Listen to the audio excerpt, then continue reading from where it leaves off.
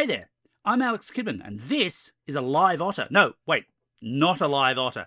It is the Motorola Edge 50 Fusion. Let's get into the review.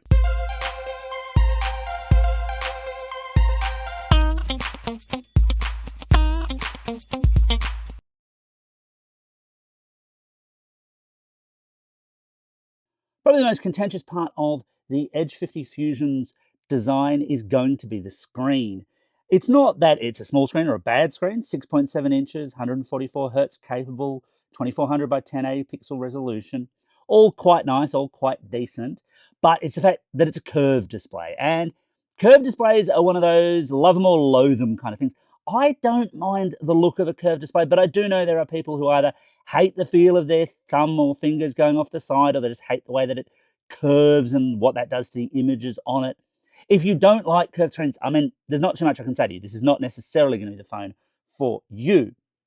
Around the back, there's also something slightly different for Motorola's design language. This doesn't massively, apart from that Motorola logo, of course, feel as much like a Motorola phone to me as it might. It's got this soft kind of camera bump, which reminds me more of some of the things that Oppo was doing with some of its phones a few years ago. It's not bad, of course, it just doesn't entirely scream Motorola at me, that's all. In terms of color choices, you've got forest blue, hot pink, or what I've got here, which is marshmallow blue. And they're all done in vegan leather finishes, although Motorola notes the hot pink is more like a vegan suede, apparently. And look, they don't feel anything like any of the vegans I know. And I am on the record as saying, I don't like this. I don't like the feel. Yeah, even just doing this video is just making my skin just feel a bit twitchy. And I totally accept 100% that's a personal thing. You might love the feel and the touch of this intensely. And if you do, more power to you. It's not been a big problem for me, though, because throughout the entire review period, I've included the case that they give you. Now, this isn't much of a case. In terms of protection, it's not doing a lot. In terms of protecting me from the feel of vegan leather, it's doing everything that I need it to do. Well done, Motorola. Speaking of well done, it's also nicely done that it's a fairly durable phone. So at the front here, you've got Corning Gorilla Glass 5, not the newest, but fine for the mid-range, and IP68 rated water resistance. And it really wasn't that long ago that most Motorola phones simply just said that they were water repellent. That is, they had glass at the front, but they made no promises about this kind of stuff. So it's really nice to see, especially in mid-range phones where this is still not super common, to see IP68 here. As a reminder, IP68 is not an invitation to go scuba diving or surfing with this thing. Those tests are all done in clean lab water, but the idea here is that you can get this wet and it should not immediately die on you.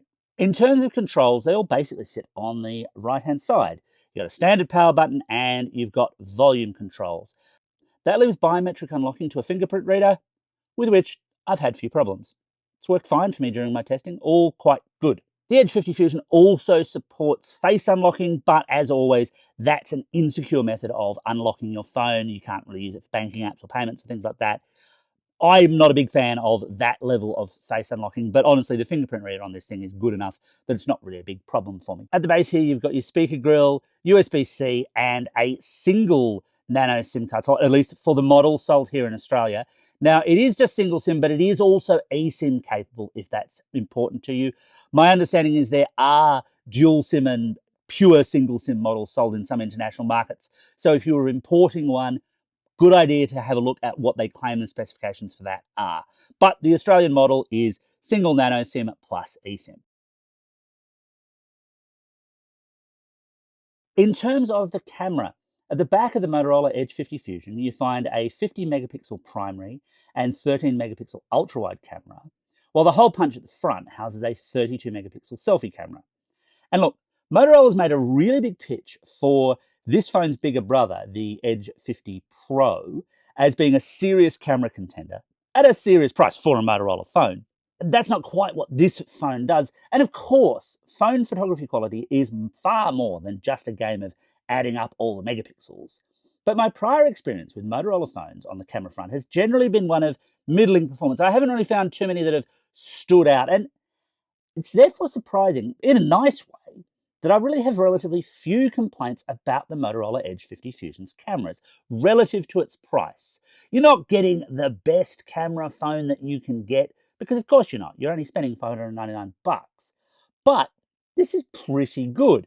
I would say if you were after the best phone in this category for camera, I'd try and see if I could chase down any of the remaining Pixel 7a stock that might be in market. That's been at sale at about the same price as this, but those are super, super limited. I can't recommend that long term because they are just going to run out. But getting back to the Edge 50 Fusion, it's all pretty good on the selfie side. Look, I'm not the prettiest man out there, according to the latest research, but it avoids most of the traps that I find with most selfie cams. I look relatively natural in the shot, as though I am actually in the shot, not photoshopped in. It gets the edges around my head right, and lots of phones actually struggle when you don't have hair with getting that correct. It all does that fairly well. General shots themselves, fairly decent. Some issues in lower light or with exposure in certain circumstances, but all fairly good. The only area where it really struggles, and this is super predictable, is there's no real telephoto. With no telephoto in play, you're once again in a land of digital zoom. Default is 2 times, and that can be stretched out to 10 times, but rather predictably, it doesn't go all that well. So, as an example, here's just a really sample quick shot that I took from the train of the Sydney Harbour Bridge. Here's the standard wide shot, and then the 2 times zoom shot. And this is all fine. I mean, it's not a spectacular photo, don't get me wrong, but it's all doing okay. However, if we push it out to 10 times zoom, yeah, it all really does start to fall apart in a very predictable kind of way. The maximum zoom on these kinds of phones is just never that great. But the other functions are fine. For most everyday shooters, you really won't have a problem with the Edge 50 Fusion in camera terms. So in terms of the internal hardware, the Edge 50 Fusion is built around a Snapdragon 7S Gen 2 with 12 gig of RAM, nice to see, and 256 gig of onboard storage. One limitation here, which you don't find with every Motorola phone, is there's no support for microSD expansion, so it's just that 256 gig plus whatever you like doing in the cloud. But otherwise, that's kind of decent. The 12 gig is nice to see. I've not tested Snapdragon 7S Gen 2 phones before. There just haven't been that many around. So it's kind of keen to see how it compared against a range of phones at the same kind of price. And I'm thinking here of phones like Samsung's Galaxy A55 and A35. Now, I've got a full table of benchmark results in my written review. Those don't present all that well on YouTube, but essentially speaking, at a CPU level, this actually does pretty well. Not quite best in class, but punches reasonably above its weight relative to its price point. No complaints there. GPU is a little bit weaker, but it's within expectations. It's not the strongest performer, but it's perfectly fine. And that actually correlates to decent performance across the board for most apps. Most of the things you're going to want to do with this phone will be fine. Very high-end Android games, yeah, look, you'll have a slightly longer load time. You can't necessarily push things to maximum resolution, although that faster refresh rate will help with a lot of games. It all runs reasonably well. Motorola throws their own launcher on here, so that means you get, some of the simple smart actions like, I can chop to turn the light on, or if I twist it, it'll turn the camera on, for example. They're all nice and easy to deal with. Android 14 under the hood, and it's really pleasing to see here that unlike some of its cheaper Moto G phones, here we are seeing a reasonable quantity of Android OS upgrades. So what Motorola is promising for this are 3 OS updates and 4 years of Android security updates delivered every 2 months.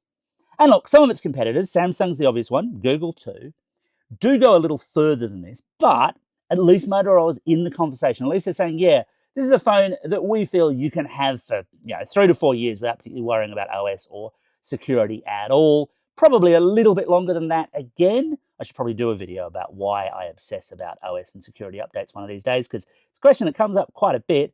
But no, this is one of the good ones, and it's good to see Motorola getting on board with providing updates for its phones and promising them as well. So the Motorola Moto Edge 50 Fusion doesn't buck the trend of most Android phones right now. Ships with a 5,000 mAh battery pack, recharge via USB-C only. Wireless charging's really a rarity at the lower end of the mid-range price space like this is. You get a 68-watt charger supplied in the box, and look, it's becoming slightly more common for these cheaper mid-range phones to omit a charger in the box. Nice to see one here, nice little bit of added value, especially at that power rating, because it does open up the possibility of charging some other higher power devices with it. But of course, nearly every Android phone has 5,000 milliamp hour batteries these days. It's really all about what you do with it and how well it runs. And the Motorola Edge 50 Fusion runs really well. So using my standard YouTube battery test, where I just run a 1080p video for an hour, maximum brightness, moderate volume, this phone only dropped 1% of its battery. That's really, really good. I mean, in the mid-range, you can generally expect to get a day's battery life, and yeah, absolutely, you totally can with this phone. Not a problem. But this does go above and beyond that. I mean, Motorola's claim is for up to 30 hours of battery use. I think you'd have to be using it very lightly to get that kind of usage out of it, but all day, not a problem. Even heavier usage, I've managed to get it through a day. This is a good battery performance, a big plus for this particular phone. So should you buy the Motorola Edge 50 Fusion? Well, look, there's a lot of competition in the mid-range space. Has been for the past couple of years, actually. It's been a really interesting space to review phones in because you can get some really good deals.